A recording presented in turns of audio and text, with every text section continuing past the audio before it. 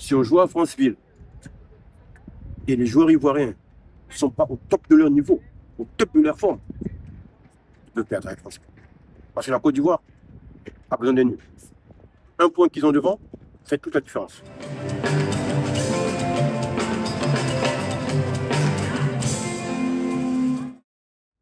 Nous sommes dans le couple sport-politique. La politique, c'est l'actualité au Gabon. Les élections présidentielles ont lieu le 12 avril avec, en tout cas, le favori, c'est le président de la transition, Oligui Nguema. Si tu as un mot à dire, parce qu'apparemment, pendant 2 ans, il a pu faire pas mal de choses assez intéressantes. On voit qu'il y a une certaine ferveur au populaire. Est-ce que tu le vois comme le prochain président du Gabon? Oui, je le vois déjà investi d'une ferveur populaire très rare. Moi, je connais très bien le Gabon. On est un pays complexe. Mais s'unir comme ça, derrière une personne, je l'ai vécu en 2012 avec l'équipe nationale. C'est-à-dire que tellement le peuple veut qu'il reste, que nous tous, on est vraiment sûrs qu'on a choisi la bonne personne. Je le dis parce que le Gabon aujourd'hui, on n'a pas, entre guillemets, une personne qui va sortir d'un chapeau pour venir changer le pays. Il connaît le système. Il n'est pas dans le système. Et il est vraiment préparé pour nous mettre le pays dans les bons rails. Et dans tous les domaines. Aujourd'hui, c'est quelqu'un qui a la possibilité de montrer. Parce qu'en 2 ans, il a fait beaucoup de choses. Et il montre. Parce que quand vous voyez les résultats de l'équipe nationale, c'est parce qu'ils sont dans les meilleures conditions. Et ça permet à tout le pays de se développer. Quand je vois, moi j'étais à Libreville, quand je vois comment le pays s'est développé. En 2 ans, les routes qu'il y a au Gabon aujourd'hui. Moi qui viens de Port-Gentil, on vous dit 30 ans. Pendant 30 ans, les Port-Gentiens ne sortaient de là-bas qu'en bateau ou en avion. Aujourd'hui, tu peux aller en voiture. Parce qu'il y a quelqu'un qui a décidé que c'est des projets qu'on peut faire.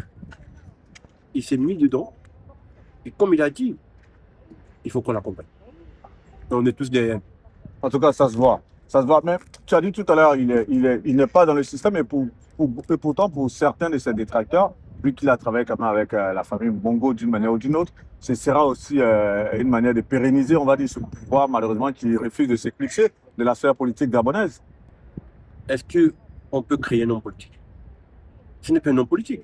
C'est un militaire. Là, il n'est plus militaire, hein. Oui, Ouais, il a rendu démission. Et il voilà, a démissionné c'est parce un homme qu'un politique. homme politique aujourd'hui, Mhm. il ne peut pas arriver au Gabon et créer des hommes politiques. Il est obligé de s'entourer des gens qui connaissent comment ça fonctionne. Ça ne veut pas dire qu'il ne peut pas rénover. Mais il est obligé de faire avec ce qu'il a créé. Comme il a trouvé les dettes, et il est obligé de les payer. Ce n'est pas lui qui a créé les dettes. Mais il paye les dettes là en tant que chef d'État. Par contre, quand il sera président, il aura le choix de s'entourer des gens que lui, il aura choisis. La transition, il a pris les militaires. Et il était obligé, parce que le militaire, il est dans la caserne. Il ne peut pas faire tout ce qu'il veut. Il faut quelquefois mettre des gens qui étaient peut-être là, mais qui connaissent mieux le travail qu'on leur demande de faire. Lui, il a compris. Mais je suis convaincu que s'il passe président, et comme il va le faire, il est obligé d'entourer des gens qui ont un passé vierge. Parce qu'il faut le dire. Pourquoi on critique? Parce qu'il est dans la transition. Il a dit à Paris, il ne peut pas venir mettre tout ce qui était là à côté. On ne peut pas venir changer un système Du jour au lendemain, qui a ouais. 50 ans de pouvoir C'est ça. avec une baguette magique. Il faut aller tout doucement. Ouais. Tout doucement. Et il Et est imprimer préparé. sa marque, ouais. Et puis on les prépare. Vous savez, il y a toujours un proverbe chez nous qui dit les vieux ne sont pas à chasser. On prépare un vieux à se retirer. On prépare un vieux à se retirer. Parce que le vieux, ici, il va être secret. Vous pouvez venir à 100. Il sait que tant que vous n'avez pas enlevé le bouchon, là, vous allez bousculer la bouteille, c'est fermé. Il va vous dire, tapez en bas. Ça saute. Mais il connaît que c'est en bas qu'il faut taper. Vous allez taper à côté, vous allez faire ceci. Donc vous allez vous retrouver bloqué. Donc qu'est-ce qu'il a fait? Il a pris tous les anciens, il les a dit, voilà, vous avez fait 40 ans. Moi, en 2 ans, j'ai fait tous les projets que j'ai pu. Si je suis président, j'aurai 7 ans. Donc si en 2 ans, il a fait 10 projets, imaginons 7 ans, on peut faire combien? Et on n'est pas un pays qui n'est pas nanti. Le Gabon n'est pas un pays pauvre. Mais la population, elle est pauvre. Et donc, il a compris que s'il est aimé, c'est parce que les gens se rendent compte. Comment un pays comme le Gabon, on suspend les postes? Comment un pays comme le Gabon, producteur de pétrole, le gasoil est cher. Ce que nous sommes, ça sort de notre terrain, c'est cher, chez nous. Donc, il y a un vrai problème. Donc, il a touché ce qui fait mal aux Gabonais. Moi, je suis un footballeur gabonais, je vis en Europe. Mais pour acheter un terrain chez moi, ça coûte encore plus cher qu'en Europe. Mais je suis gabonais. Vous arrivez au Gabon, on vous dit, la société là, c'est le Libanais. Mais allez au Liban, acheter une société, on verra. Je ne suis pas contre le fait que les étrangers puissent investir. Mais je ne peux pas accepter qu'ils dirigent un pays. Quand je sais que moi, je suis allé jouer au Liban, pour aller prendre un café, et tu es noir, la police t'arrête au moins 3 fois. Mais chez nous, ils sont capables de faire tout ce qu'ils veulent. Acheter des terrains, construire des maisons, vendre des terrains. Je ne sais pas si en Côte d'Ivoire, on peut vendre un terrain en temps chinois. Bah, c'est le débat en ce moment en Côte d'Ivoire parce que je l'écoutais attentivement. On a l'impression que les problèmes du Gabon sont pareils en Côte d'Ivoire. On a le problème des ACD avec la crise foncière qui dure depuis 2 mois, avec quelqu'un qui aurait usurpé, on va dire, la nationalité ivoirienne, malheureusement, qui se retrouve à avoir plusieurs ACD. Bon, ça fait débat. Malheureusement, voilà. C'est tout ça. Comme je dis, le président Oligui a compris que les Gabonais ont mal. Moi, je suis Gabonais. Comment pour acheter un terrain dans mon pays, je dois demander un Libanais?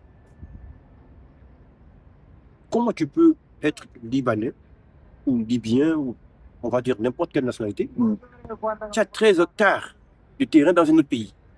Je ne sais pas en France, moi je vis en France. 13 hectares de terrain en France. En tout cas, ça se voit en Côte d'Ivoire. Donc, ça veut dire qu'on a les mêmes problèmes. C'est ça. Les pays africains ont sensiblement les mêmes soucis. Parce que c'est les pays francophones. Ouais. Tous les pays francophones, on est resté dans la dimension d'être colonisé. Aujourd'hui, quand vous voyez les nouveaux chefs d'État, on ne chasse pas les Français, on ne chasse pas les étrangers. On leur dit, ce que vous faites chez nous, est-ce que nous, on peut le faire chez vous? Et on sait qu'il n'y a pas de réciprocité. Il n'y a pas. Il y a une redistribution des rôles maintenant avec les nouveaux présidents, de sorte à ce que chacun puisse connaître sa place, de sorte à ce que cela profite au maximum des populations. Mais l'étranger qui vit en France, il a la carte de séjour. Ah bah c'est clair. Ça commence par là. Le Français vit au Gabon, il n'a pas de carte de séjour. Il y a déjà un problème. Ou une semaine d'État, ou un quartier. Et il a compris. Le pétrole, il sort d'où? Il sort le Gabonais. Comment c'est la France qui nous taxe? On va revenir sur le terrain sportif. Ouais. Je suis très heureux parce que même là, l'actualité politique, tu la trustes avec beaucoup d'arguments très très fondés, mais on est là dans un cadre sportif. Ouais. On va s'en tenir à ça. Tu as dit quelque chose tout à l'heure qui était intéressant. Aujourd'hui, avec le nouveau président, on a vu que l'équipe du Gabon, en tout cas, est dans de meilleures conditions. La preuve, vous êtes qualifié pour la Coupe d'Afrique 2025, donc au Maroc. Ouais. Et comme par hasard, nous sommes dans la même poule. C'est pour ça que je suis venu avec mon maillot 3 étoiles que m'a offert mon pote Herman Diao, à qui j'ai dit merci d'ailleurs. Justement, là, vous allez à la quête de votre première étoile ou c'est quoi l'ambition affichée pour la CAN au Maroc? Bah, déjà, le Gabon ne peut pas être favori d'une CAN. Il y a des pays qui sont historiques. Ensuite, pour aller à la CAN, on est obligé de compter sur la Légion étrangère. Et cette Légion étrangère, si vous regardez aujourd'hui, c'est des joueurs qui sont dans des championnats exotiques. Ça ne veut pas dire qu'ils ne sont pas bons. Quand tu parles de Légion étrangère, tu parles des binationaux ou tu parles de ceux qui sont dans des championnats, internationaux, pas dans les championnats locaux? Okay, voilà. Et ces joueurs-là, moi je prends le fer de lance. Pierre-Emerick Aubameyang, il joue en Arabie Saoudite. C'est ça. Mario Lemina qui est en Angleterre, qui joue à Galatasaray. Je prends les têtes de on va prendre Bouanga, il joue à Los Angeles. Ouais, aux États-Unis. C'est pas des championnats Et puis, c'est pas pays des comme championnats l'Angleterre, attractifs, l'Espagne, voilà. la France. Où on a par exemple des ouais. joueurs, on va dire, ivoiriens, certains sont dans les championnats espagnols, anglais, français. Voilà. Et ouais, comme tu disais, ils sont dans les championnats exotiques, oui. Exotique. Ce qui fait qu'aujourd'hui, si vous regardez, tous nos matchs, dès qu'on joue contre un pays qui est un tout petit peu moins loti que nous, ça passe. Ben, le Sénégal, on a perdu. Ben, la Côte d'Ivoire, on a perdu. Ça ne veut rien dire dans le sens où, sur un match, tout peut se faire. Tout à fait. Par contre, il faut qu'on trouve le bon filon qui nous permet d'avoir une équipe capable de mixer les deux. Les joueurs d'un championnat exotique et ceux qui sont au pays. Parce que moi, je le répète toujours, le talent, on le trouve partout en Afrique. Par contre, si on a des bons joueurs qui sont prêts, comme je vois, moi je veux dire, l'état d'esprit qu'ils affichent, s'ils continuent avec ça, ils peuvent renverser beaucoup de choses. Ce qu'ils nous ont montré au Cameroun qu'ils avaient une vraie équipe. Ensuite, quand je regarde l'état d'esprit, aller renverser le Kenya, il faut le faire. Bah, tu l'as dit, ils ont une bataille aussi face à la Côte d'Ivoire, je crois, au mois de septembre. Pour la Coupe du Monde, la Côte d'Ivoire s'est mise en difficulté.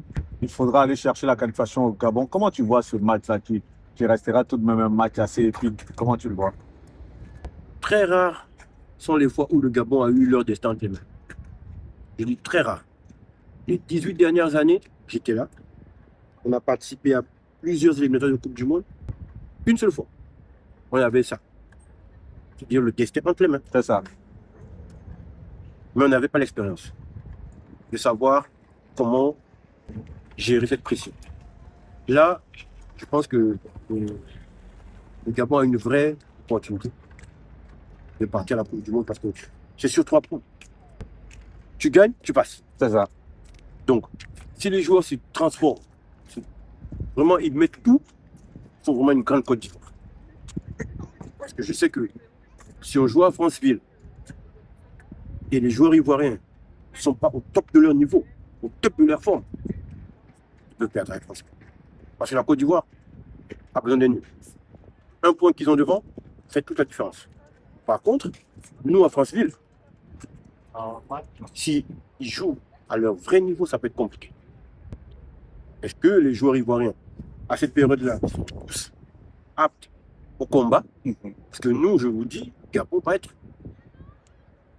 Je connais l'entraîneur. Il va les motiver. Ce seront des chiens sur le terrain pendant 115 minutes. Parce que je sais que aujourd'hui, l'avantage, c'est que les matchs comme ça passent à la télé. On ne peut plus manipuler. On ne peut plus manipuler les matchs, les arbitres, comment les professeurs. Aujourd'hui, vous jouez sur le terrain, vous êtes fort, on va côté. Et on a vraiment un groupe capable de sortir quelque chose. Est-ce que, à l'heure où l'instant T, ils seront prêts? C'est ça la question. La Côte d'Ivoire devra compter sur un Yaya Fofana très performant. Il joue à Angers, c'est ton jeune frère. Est-ce que vous êtes déjà rencontré? Oui, j'ai eu la chance de pouvoir parler à Yaya Fofana quand il est rentré d'Afrique. C'était une belle rencontre entre un ancien, C'est ça, en tant un ancien gardien de Ligue 1 et un jeune frère qui est en train de faire vraiment son trou. Moi, je pense qu'on a discuté, on a échangé et c'est vraiment quelqu'un de très posé. Je pense que la Côte d'Ivoire a gagné un gardien pour pas mal d'années. Il est posé et il progresse. J'ai connu beaucoup de gardiens africains qui, après la Coupe d'Afrique, champion d'Afrique, ils se sont mis à croire que tous les tirs, ça va sortir seul. Mais lui, il est resté vraiment dans son truc où je progresse en travaillant. Et moi, je l'encourage beaucoup parce qu'on a discuté, pas longtemps, mais on a discuté. Et on a aussi le vieux Blaise Kouassi qui est là aussi. C'est ça. On a eu la chance de discuter avec lui. C'était vraiment très instructif. J'ai pu cerner un peu quel genre de joueur, quel genre de personne. C'est quelqu'un de très introverti. Il ne se lâche pas facilement. Mais quand on voit ce qu'il apporte à la Côte d'Ivoire en tant que présence, parce que moi je me rappelle, la Côte d'Ivoire n'a pas eu beaucoup de gardiens pro en première division en Europe. Mais lorsqu'on parle de gardien, justement, toi, tu as joué dans le même championnat que Copa Paris en Belgique. Ouais. C'était quel profil? Lorsqu'on veut faire, si tu dois faire un comparatif avec Yaya Fofana. Bah, tu peux pas comparer les gabarits. Paris, c'est surdoué. Un gardien petit de taille, bondissant. Il joue en Europe. C'est très compliqué. Aujourd'hui, vous avez un gardien de 1m91 qui joue en Ligue 1. Je vous dis, Paris Poupa, c'est comme on dit, dans chaque époque, il y a un grand gardien. Chaque époque. Oui, avant lui, il y a utilisé Jean-Jacques, il y a Alain Guamené, la Côte d'Ivoire a tué en tout cas. Chaque époque, un grand gardien. Ouais. L'Ossinu Konaté, bien d'autres. Je pourrais c'était pas mal. Et ces gardiens-là, même Gérard Niawa. Ouais, Niawa. Mais bon, Niawa, ça reste un peu mitigé quand même. Oui. 2 bons matchs après, c'était compliqué. L'Afrique, c'est compliqué. Le gardien n'a pas le droit à l'erreur. Bah ouais, lui, il est tombé au mauvais moment. Au mauvais moment, et une erreur, moi, je pense que c'est plus la séance de tir. Et pour les gardiens, moi, je l'ai vécu. Hein. En 2012, on est éliminé en quart de finale de la Coupe d'Afrique chez nous. Tir au but. C'était compliqué. Les Maliens ont tiré très fort. Les endroits où je touchais la balle, mais au moment où j'ai choisi le côté, il allait frapper. C'est comme on dit, tous les gardiens vivent toujours une période difficile. Et comme j'ai dit, Yaya, il a su montrer force de caractère, parce qu'après le match contre la Guinée équatoriale, je lui ai posé la question. Non, c'est ça, on en parlait tout à l'heure. Raconte-nous un peu. Comment tu t'es senti? Il m'a dit que c'était compliqué. Très compliqué. Et aller rejouer 3 jours après, j'étais obligé de montrer quelque chose.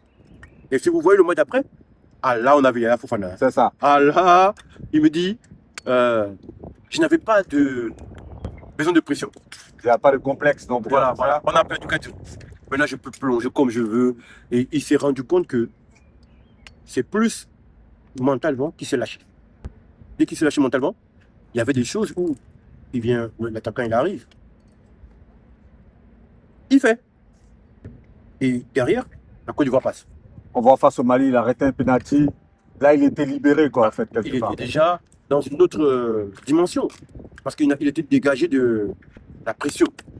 On a perdu 4 jours, il n'y a plus rien qui peut encore atteindre. Et quand vous avez une équipe comme ça, c'est pour ça que je disais tout à l'heure, tout est mental. Si le joueur est libéré, il peut vous faire des... Et ça, il a vécu ça, et ça lui a donné un gros boost mental. Il s'est rendu compte que je gagne ou que je perde, je reste le même. Par contre, mes performances doivent suivre. Parce que quand le Malika arrête le penalty, il sauve la Côte d'Ivoire. Ah ouais, c'est clair. Si le gars, et après, il fait des arrêts décisifs aussi lors de ce match aussi. Et là, il se rend compte que donc je peux apporter à cette équipe. Et ça a fait vraiment le... Comment tu vois son avenir en tant que... Toi, tu as été longtemps gardien. Comment tu vois son avenir? Parce que tu as dit qu'il progresse à chaque match. On voit que malgré, en tout cas, cette haute étoile sur le maillot, il continue de bosser. Comment tu vois son avenir, personnellement? Moi, je mets toujours l'avenir des gardiens entre parenthèses. Pourquoi? Pour qu'un entraîneur choisisse un gardien, il faut rester d'abord constant dans ton club. Il faut qu'il reste dans un club où il joue. Je me rappellerai toujours la phrase de Barry Poupa.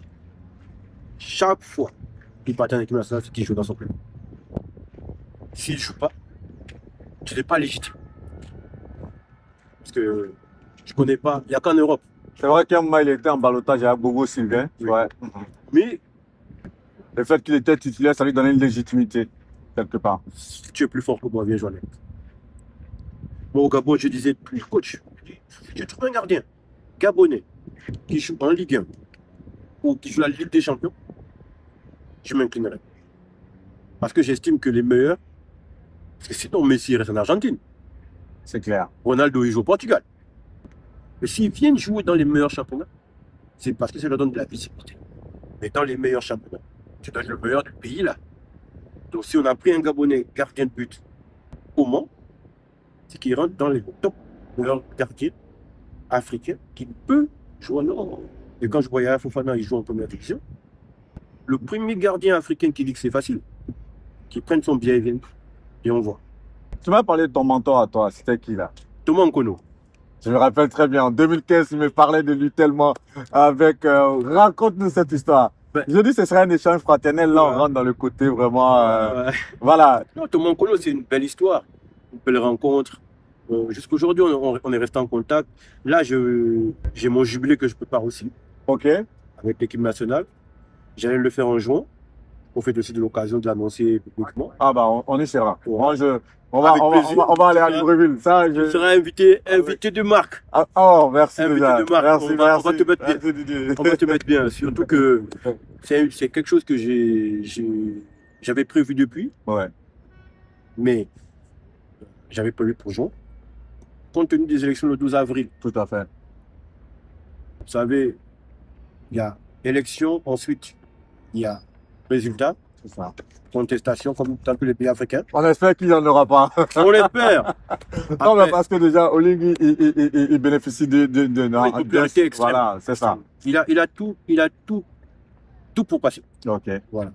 Après, il y a au moins un mois pour que la construction, on le mette. Tout se réorganise. Voilà. Et donc, du coup, ton jubilé, tu pourrais le mettre pour quelle date? Je suis en train de réfléchir pour le mettre en décembre. Décembre. Et tu fais tellement de belles transitions parce que j'allais te demander forcément, toi qui as servi le Gabon pendant de nombreuses années, si on veut faire le parallèle par rapport au plus capé dans l'équipe nationale de Côte d'Ivoire, c'est Zokora Maestro. Toi, tu es le plus capé, tu as été capitaine emblématique, en tout cas un joueur légendaire. Aujourd'hui, est-ce que tu te verrais, parce que tout à l'heure tu as parlé de Samuel Eto'o, est-ce que tu te verrais prendre la tête de la fédération gabonaise de football pour insuffler un souffle nouveau? Ben, on compte beaucoup sur le nouveau président de la République. Pourquoi? Parce que il faut qu'on change les choses. On a eu un gros déficit dans la pensée.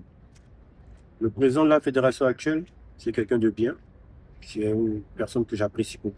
Il était arbitre international. Le souci, c'est que quand on fait 12 ans quelque part, on ne reste pas sur l'ancien temps. Mais prenez un Faut une sélectionneur. certaine alternance. Il faut que, même si tu regardes autour de toi, tu te rends compte que le monde est passé de la 3G à la 5G. C'est clair, ça va très vite. Il faut se mettre à la 5G. La 5G du football aujourd'hui, c'est tout ce qui est numérique. On ne peut plus être en train de faire un transfert d'un footballeur gabonais au BIC. Tout le monde aujourd'hui est passé à la 5G. Vous voyez en Europe, on dit le gars a signé à 24 heures, à 23h59. Ah, c'est pas la feuille, hein. C'est que c'est passé sur l'ordinateur à 59, on a validé ça là-bas. Donc il faut qu'on se mette à l'ère du numérique. Et aujourd'hui, on a des projets. Moi, j'ai des projets pour que le football gabonais passe au numérique. Pourquoi les joueurs gabonais ne sont pas visibles? Parce qu'on ne les amène pas. Si on ne peut pas faire venir l'Européen au Gabon, mais les images peuvent venir. À une époque, on a mis le chemin national à la télé. Ceux qui ont eu des problèmes, mais le numérique. Nous, aujourd'hui, quand on regarde le championnat anglais, est-ce qu'on est en Angleterre? C'est le numérique. Tout à fait. Moi, je suis ici au Gabon, je regarde le petit gardien gabonais qui joue au Stella Club. C'est le numérique. Mais chez nous, au Gabon, pour commenter ou juste retransmettre un match, moi, je peux le faire même mieux avec un téléphone. C'est la croix et la bannière quelque part. Je ne critique pas la télé gabonaise. Parce que ils font des efforts, mais on doit leur donner encore plus de moyens. Et tu veux que tout cela soit changé. Donc, tu envisages un jour diriger la fédération, c'est clair. Pourquoi pas? C'est mon rêve. Mais justement, dans ce sens, quelles sont les actions? Parce que on a vu un peu l'expérience de Didier Roba, ce qui lui a été reproché, malgré tout son charisme, pour être le président de la Fédération ivoirienne de football. Certains acteurs l'ont trouvé pas très proche du championnat local. De savoir qu'il n'a pas, par exemple, payé une équipe. Est-ce que toi, dans ton cas, on ne pourrait pas te faire ce procès? Est-ce qu'aujourd'hui, tu t'investis dans le championnat gabonais, localement parlant? Est-ce qu'aujourd'hui, tu as une équipe voilà, dans laquelle tu investis? Quelles sont les actions que tu as pu mettre en place pour vraiment avoir, on va dire, le suffrage des présidents forcément qui seront amenés à te voter en tant que président de la fédération? Le souci chez nous, c'est la politique. Et je le répète depuis le début de cette interview. Tu vas prendre un club. Tu te mets les autres en contre. J'ai voulu amener deux choses. Premièrement, j'ai voulu créer l'académie des gardiens de but gabonaise. Je suis allé au Gabon, j'ai des projets. Ils m'ont dit, c'est beau, c'est bien, nous on gagne quoi? Et la jeunesse là. Donc, il y a beaucoup de choses qui ne sont pas correctes. dans la mentalité. Parce que le nous, on gagne quoi là? Ça veut dire que moi, j'amène mon expérience, mon expertise. J'avais prévu d'amener pas mal de gardiens côté africain. Pourquoi j'amène des gardiens africains? Parce que c'est, pour moi, je dis, c'est pas honnête qu'un Européen explique comment il a fait pour devenir footballeur pro. Mais un Barry Kopa, champion d'Afrique, un Thomas Nkono, champion d'Afrique, un Agassako aussi, qui a joué une Coupe du Monde, C'est ça, avec le qu'il explique comment il a fait de partir du Togo, arriver en France, se retrouver au mondial. Ça impacte. Ça impacte. Moi encore, ça va. Mais eux, ils ont une vraie connotation. On a reproché à Didier quelque chose qui était fondamental. Moi, c'est la même chose qu'on va me reprocher. Mais il a compris. C'est rentré au pays. C'est vrai, il a pris un club, il essaie de donner. Non, là, jusque-là, il avait pris, je crois, la FAD, il a eu des points avec ses partenaires. Ouais. Et là, on ne voit pas trop son implication sur les championnats locaux. Je ne sais pas si, je sais pas, le président, il est élu, je crois, pour 4 ans ou 5 ans. Ouais. Mais je ne sais pas si la prochaine élection, il pourra rebondir. Mais on le trouve encore silencieux lorsqu'il s'agit, on va dire, du championnat local. Oui, mais après, le président de la fédération, moi, je marche à mon projet. Parce que le championnat local, c'est la vitrine. La vitrine d'un pays, c'est le championnat. Moi, j'ai me posé la question. On ne peut pas arriver en première division sans commencer en bas. Tout à fait. C'est les fondements du football, c'est la base. Un joueur, quand on lui apprend à faire une passe, c'est ce qui va vous grandir avec. Moi, je vais du principe que si on veut créer quelque chose de fort, il faut aller de la base. La mentalité aujourd'hui, en Afrique, c'est ce qu'on voit, c'est bien. Peut-être qu'il fait un travail de fond. Il fait un travail derrière. Samuel Eto'o aujourd'hui, il est combattu. Alors qu'on ne peut pas combattre Samuel Eto'o. N'importe quel Africain, il sait que le gars est venu pour travailler pour son pays. Il ne trouve pas. Il peut venir pour travailler pour son pays. Mais est-ce que pour travailler pour son pays, il faut forcément montrer? Peut-être qu'il le fait en cachette. Pas en cachette, mais il laisse le président travailler, mais il essaie de donner des savoirs. Parce que moi, je ne connais pas beaucoup d'Ivoiriens qui ont amené la Côte d'Ivoire au niveau qu'il l'a fait. Ah bah, c'est clair. Premier qualif en Coupe du Monde en 2006, Didier Drogba. Ensuite, il est parti très loin, il est parti très loin. C'est des icônes. C'est des icônes. Et c'est un peu mon regret par rapport à l'Africain. L'Africain n'est pas capable de voir et de mettre en lumière ce que son frère a fait. Parce qu'on va comparer quelque chose qui n'est pas pareil. Je dis, chaque pays a son histoire. Quand vous regardez le Ghana, Abedi Pelé, c'est pas à discuter. Abedi Pelé, c'est icône. c'est clair.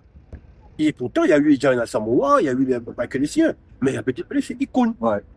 Et la Côte d'Ivoire, je n'ai rien contre les anciens qui étaient là, mais aucun joueur n'a eu la force d'amener la Côte d'Ivoire au sommet du monde, comme disait Truffaut. Parce que quand il jouait à Chelsea, je dis, il va en équipe nationale, il amène Mourinho. Ça, c'est clair. Avec Abramovich. Abramovich, tu as des. Enfin. Ah, ouais, au stade de Football, c'est. C'est pas facile, hein? Il faut s'appeler Didier Drogba pour faire ça. Hein. Maintenant, il veut servir son pays. Et c'était en pleine crise où il a même aboiqué plein de trucs. Franchement, il a apporté énormément. Il a apporté énormément. Et s'il veut servir son pays, moi je pense, hein, personnellement, on devrait pouvoir lui donner la chance, c'est ça? Lui donner la chance, oui. Mais qu'il apprenne aussi comment vivent les populations, comment vivent le championnat, comment. C'est pas facile quand tu n'as pas eu une vraie emprise sur ce qui se passe. Parce que nous, on est loin, on nous raconte. Moi, j'ai grandi en Afrique jusqu'à 15-16 ans. Après, je suis venu en Europe. Je suis parti au pays plusieurs fois. Ça ne me donnerait pas la légitimité. Comme je dis, Samuel Eto'o a fait combien de temps en Afrique? Combien de temps? Ça ne veut pas dire que je me compare à lui. Hein. Non. Je dis juste que il a arrêté sa carrière. Il est venu au Cameroun. Il a pris les élections, il a gagné. Même si on sait que c'est pas facile, mais il a gagné. Parce que le Cameroun s'est rendu compte que le fils prodige qu'ils ont eu, c'est Samuel Eto'o. Ça n'enlève pas les Roger Mila, ça n'enlève pas les Antoine Bell, ça n'enlève pas les Thomas Nkono. Mais le fils prodige du Cameroun, c'est Samuel Eto'o. En tout cas, chacun a son aura et lui, à son niveau, cette aura vraiment. Il a su la bonifier. C'est ça. S'entourer de personnes capables de lui dire de venir Samuel Eto'o, le président de la Fédération camerounaise de football. Pour parler de ton idole, Thomas Nkono, raconte-nous un peu la belle histoire. On était là tout à l'heure. Thomas Nkono, c'est une belle rencontre de ma vie. Je perds mon père très jeune. Et quand j'arrive en Espagne, je tombe sur Thomas Nkono, qui me prend sous son aile et qui me dit, voilà, vous les Gabonais, vous ne devez pas travailler. Moi, Tu avais quel âge?